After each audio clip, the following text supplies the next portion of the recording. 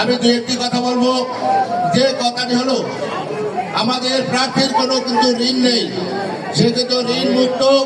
আর যারা এসেছেন তারা কিন্তু ঋণ খেলাপি।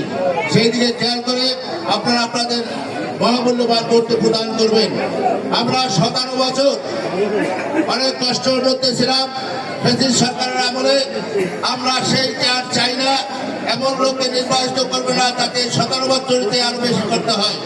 আমাদের প্রার্থী আলহাজ আহমেদ সোহেল মঞ্জু 5 বছরের জন্য যদি আপনারা নির্বাচিত করেন, 5 বছরের জন্য নির্বাচিত করবেন।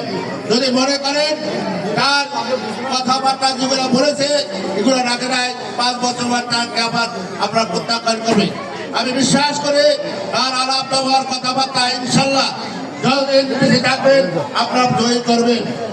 এখানে হিন্দু সম্প্রদায়ের লোকজন আছেন, আমরা যারা বিএনপি করি, বিএনপি যতবার ক্ষমতায় গিয়েছে তাদেরকে কোণের মধ্যে রেখেছে বিএনপি।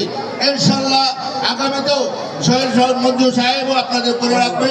আমরা সংখ্যালঘু বলতে কোনো জিনিস বুঝি না, তাই আমি অনুরোধ করবো আগামী 12ই ফেব্রুয়ারি আপনারা দল মত নির্বিশেষে সবাই গিয়ে তাদের শেষে ভোট দিয়ে আমাদের প্রার্থী আলহাজ সোহেল মঞ্জু সুমনকে জয়যুক্ত করে আমরা নেশাবাদী যাতে সুখে থাকতে পারি সেদিকে খেয়াল রাখে সবাই ভোট দেবেন, এই আশাবাদ ব্যক্ত করে আমি আমার বক্তব্য শেষ করছি।